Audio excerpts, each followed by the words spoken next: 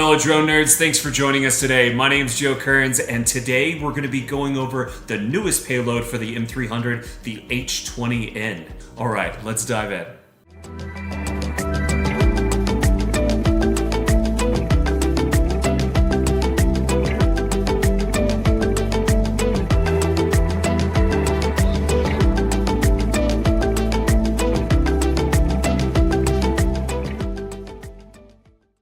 So the H20N, where does this fit in DJI's enterprise thermal capable products? So first we have to look at the three different drones that really fit in the enterprise lineup. At the bottom entry level, at first you have the M3T, and that's the Mavic 3 thermal. And then you have the M30T, which is the deployable version of the M300. And then yes, you have the M300 that has the multiple different payloads that you can add to it.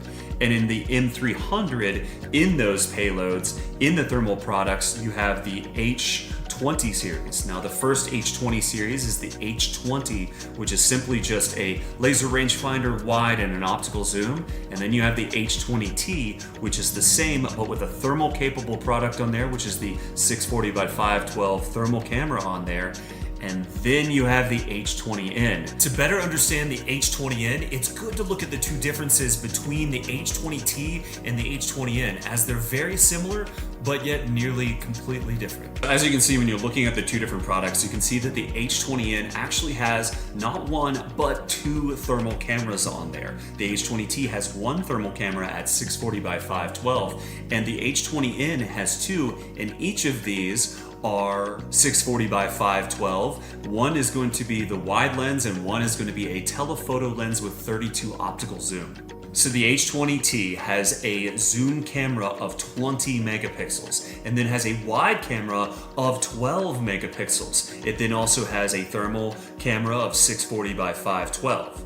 And then you look at the H20N, and the H20N has a wide camera of 2 megapixels and a zoom camera of 4 megapixels, and then has two different thermal cameras. Now, when we're talking about megapixels, that sounds almost like we're off and like we're going back in time, as this is the newer product. However, again, that is what the N is for, the nighttime, which DJI has put real work into these products to develop as they're calling, starlight sensors. So with the starlight sensors of the H20N, you're able to see greater in nighttime. And DJI's tagline is vision into darkness. So the concept is, the fewer the pixels are in a given sensor area, the larger those megapixels are. In that, it allows more light to come into the sensor, producing a much brighter image. The H20N is designed to match up with the robust capabilities of the M300. It has an IP rating of 44 and can operate in temperatures down to -20. The H20N shares a lot of the same smart features as the H20 series and the M300 can provide.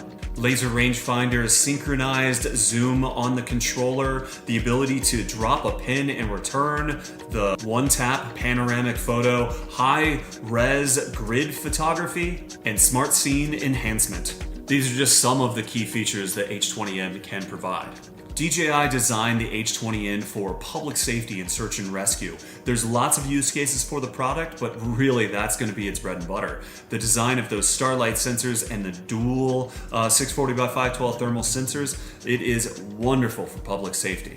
Hey folks, thanks for joining us today on an overview of the H20N. If this product fits the needs of your organization, or hey, if you have any questions you would like to ask a little further about the product, please reach out to one of our experts at experts@dronenerds.com. Otherwise, hey, have a great rest of the day, take care, and see ya.